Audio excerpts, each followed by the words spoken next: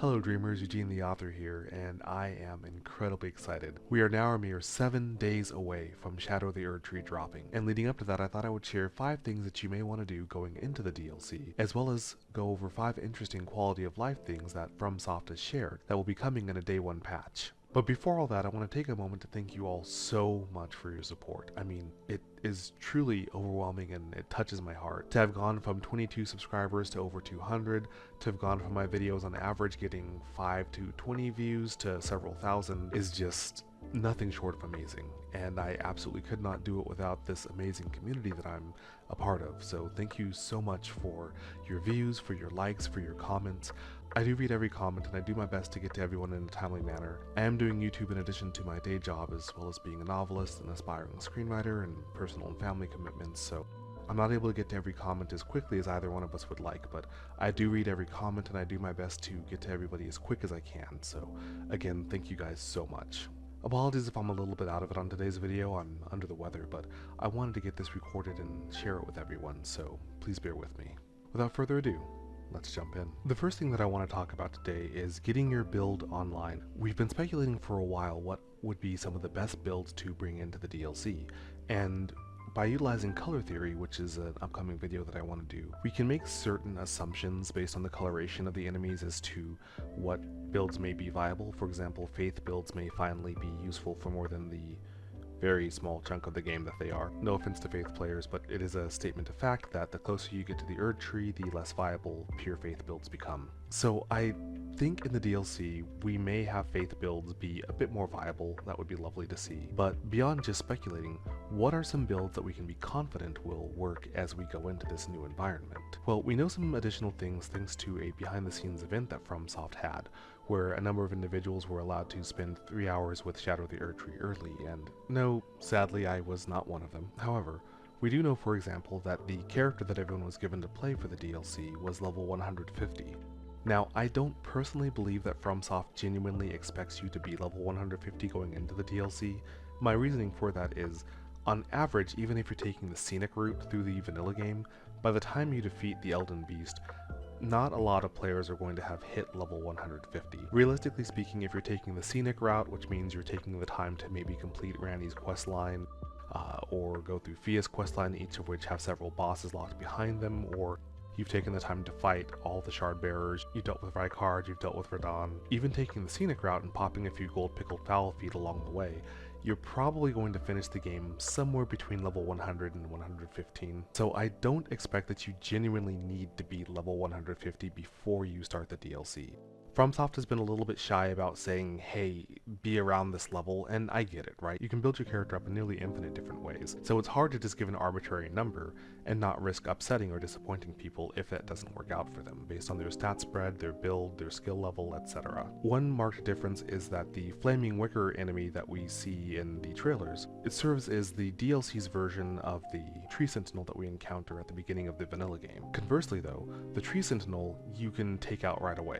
You just gotta time out your dodges, and if you have square off, then good night. But the Wicker enemy, we were told, was one that, despite their best efforts, people were barely able to do any damage to them, and this is likely due in part to the fact that Shadow the Erdtree uses its own unique leveling system. So in addition to collecting runes to level up your character, you also have one set of materials that you get to increase your attack power in the Land of Shadow, as well as a separate set that you collect to increase the attack power of your Spirit Ashes. So how do we prepare for the DLC then?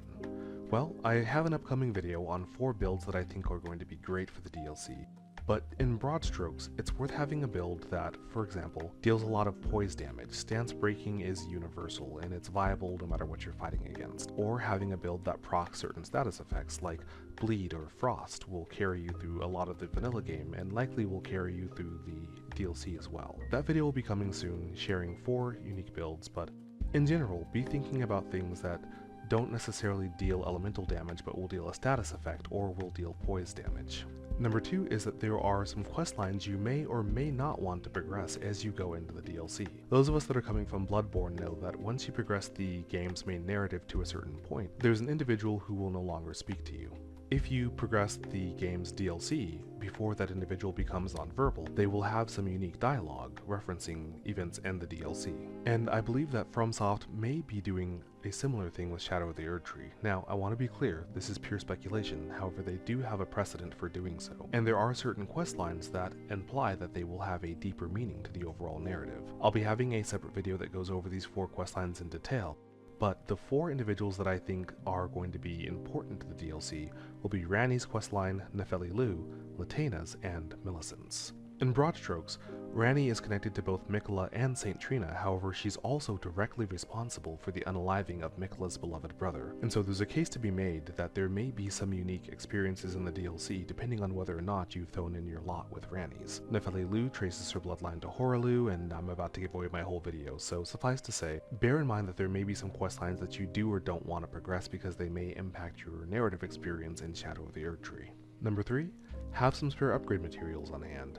As we go through Shadow of the Erdtree, we have, I want to say, 9 new weapon categories that are coming into play, and they all look amazing. I personally can't wait to get involved with the hand-to-hand combat style, the throwing knives, the reverse swords, the perfume bottles, all of them really. So as we're going to be encountering tons of really fun and exciting new weapons to play with, if you already have some spare upgrade materials on hand, then you'll be ready to go ahead and build up whatever new weapon looks interesting to you without having to go scrounge up some runes to buy some from the bell bearing shop, or hunt down those bell bearings if you've not done so yet. In addition to those upgrade materials, you may want to have some larval tears on hand as well. For those that don't know, a larval tear is an item that you give to Renala upon defeating her, and she allows you to respec your character. So as we encounter all these different unique and exciting new weapons, incantations, spells, ashes of war, etc., we're going to likely want to experiment with our builds a lot, right? Like everyone's making this video, you know, the 5 best builds that take you into the DLC. I have an upcoming video on 4 builds that I think are going to be great for the DLC. But if we're being realistic here, you're going to have your build and you're going to kind of have your lane, but you're also going to encounter all these really cool new weapons, and most of us are probably going to swap out for them as soon as we find them. So having some larval tears on hand will help you to be able to do so more smoothly. And if you're wanting to hold off on doing Ranni's questline in the advent that it does have some kind of a narrative impact on Shadow of the Erdtree, there is at least one major enemy in each area of the base game that upon defeating them will reward you with a larval tear. There's also a free tear just sitting in the village of the Albinorix early on in Liurnia as well. And number 5, you may want to free up some space on your hard drive. Shadow of the Erdtree will begin its preloads on the 19th or a little bit earlier depending on your time zone, and we now know that the DLC is expected to take approximately 16.5 additional gigabytes of storage. So that's 16.5 on top of the storage for Elden Ring's base game as well. So maybe time to free up some of those titles that we've all been saying that we're going to get to and we haven't for God knows how long. So all of this brings us to 5 interesting quality of life details that FromSoft has shared regarding Shadow of the Erdtree's Day 1 patch. Number 1 is the inventory system is getting some welcome quality of life revamps. As you pick up new items, they'll have a little exclamation point icon on them to let you know, hey, this is that thing that you just frantically grabbed as you were running through the field from that giant enemy chasing you down. In addition, they are also introducing a recent items tab where you can quickly take a look at everything that you've just picked up in your journey. Number 2 actually relates to my number 1, which is that FromSoft will be rebalancing weapons, ashes of war, spirit ashes, spells, incantations, the whole 9 yards when this update drops. Now, I share this news with some trepidation. While it's true that FromSoft has become more even-handed in their rebalancing recently, they also have been known to be quite heavy-handed in rebalancing weapons and spells in the past. We've previously had situations where Flames of the Redbane went from being an incredibly powerful spell to being next to useless, or the Sword of Night and Flame went from being an incredibly powerful sword to being a pretty mediocre one. Now, since FromSoft has embraced more so having separate balancing paths for PvE versus PvP, they've become a lot less heavy-handed in how they decide to nerf weapons and spells. For example, Blasphemous Blade received a nerf, I want to say in the 1.9 patch. Prior to that patch, Blasphemous Blade was also known as the Malenia Melter. You could go into that fight with a plus 10 Blasphemous Blade and just absolutely wreck Malenia without even trying. The patch nerfed the poise damage as well as the overall damage of the weapon. However, not anywhere near as severely as Sword of Night and Flame got patched. So it went from being the Malenia Melter to being a weapon that you have to pay more attention to your spacing and timing, but is still very viable in that fight. hopefully we won't see some significant, huge, heavy-handed patching like we have with some of the historical weapons and spells in the game, but only time will tell. And so for that reason, I would encourage you to think about your builds less as being based on a particular weapon or spell, and more based around a concept. So don't necessarily say, I'm going to make a giant crushing hammer build. Say I'm going to make a poison strength build. Don't necessarily say I'm going to make a Rivers of Blood build. Say I'm going to make a Bleed proc build.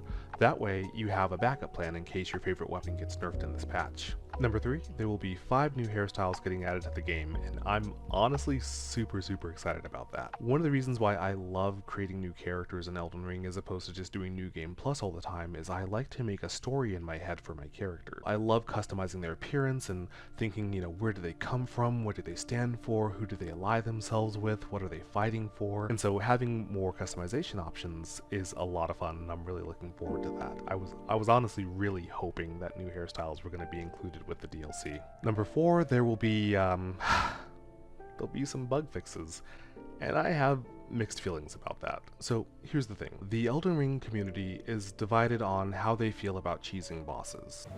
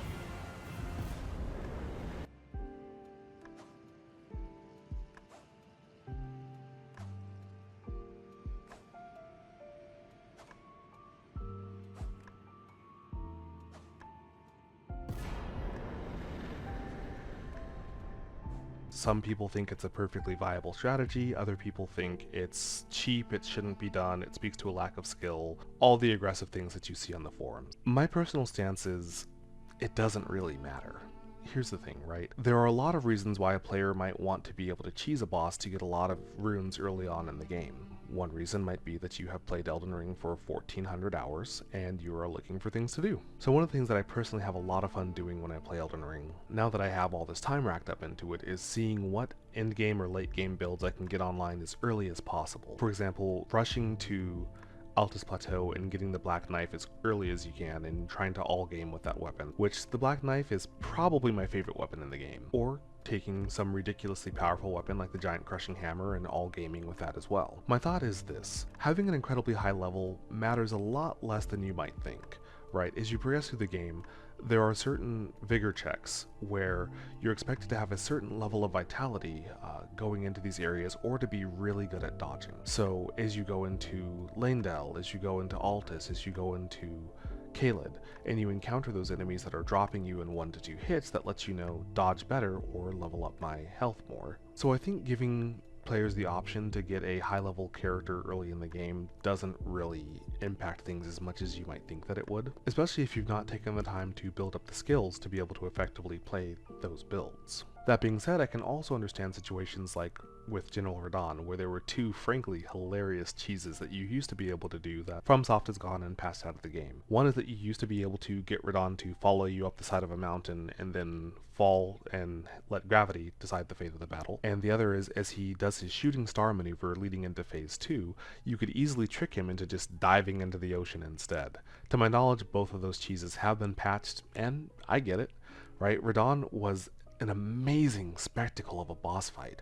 I had not played a FromSoft title before where you go and you encounter this massive enemy and you call this army of NPCs to help you and you go rushing into battle. It was absolutely amazing. And so I can understand wanting to preserve the sanctity and the integrity of how they envisioned that fight to play out. That being said, I mean, you have to go out of your way to do a lot of these cheeses and they don't help you as much as you think they might, so personally, I think they're fine, but to each their own. And there are some legitimate bugs that do need squashing. It's no secret, Elden Ring likes to drop inputs. We've all been in the middle of a fight where we are frantically mashing the X or the square button trying to get our player to drink from their Estus flask, and boy howdy they sure don't want to. Or we've all been victim of the glitch where if you are carrying a weapon over your shoulder while riding Torrent, sometimes the game just doesn't like to let you jump and then you fall to your demise. So I'm hoping that Miyazaki and company address those bugs before they address the fact that you can get Grail stuck on a tree.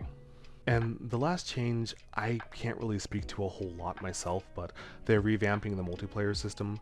Now, we've had some statements that imply that Shadow of the Erdtree will do something similar to seamless co-op, where you'll have a lot more opportunities to bring an additional player with you.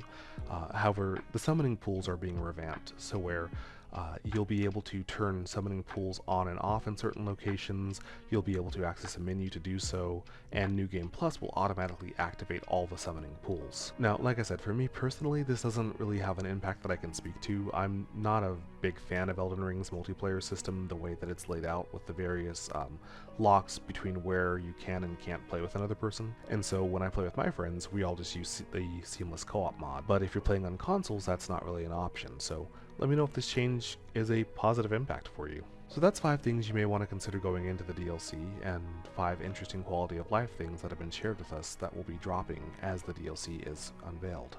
To close this out, I want to share I have some additional videos that are incoming. I've got the aforementioned 4 build videos, based around 4 builds that I think will be effective as you go into the DLC. I also have a video on 4 quest lines that you may or may not want to accomplish leading into the DLC. I will have some lore videos incoming, some design theory, color theory, and some videos covering other games, and as Eugene the author implies, I am an author, and so I would love to share more about that literary passion with you all as well. But in addition to that, what videos do you guys want to see? Let me know in the comments section. And speaking of videos, I want to speak to my release cycle as well. So leading up to Shadow of the Erdtree's drop, I will be releasing videos more frequently. There's a lot of ground to cover before the DLC comes out. And once the DLC drops, I'm going to be playing the mess out of it. And so you can expect daily videos for Shadow of the Erdtree also. On that note, let me know how long you guys want those videos to be. They say for smaller channels like mine, shoot for 10 to 15 minute videos, but with Shadow of the Erdtree, there's a lot of exciting ground to cover, and so I would love to just drop daily videos for that as well. Let me know about how long you think those videos should be. But beyond that, my commitment to you is at least 1 new video a week, be it something more long form like this or a YouTube short.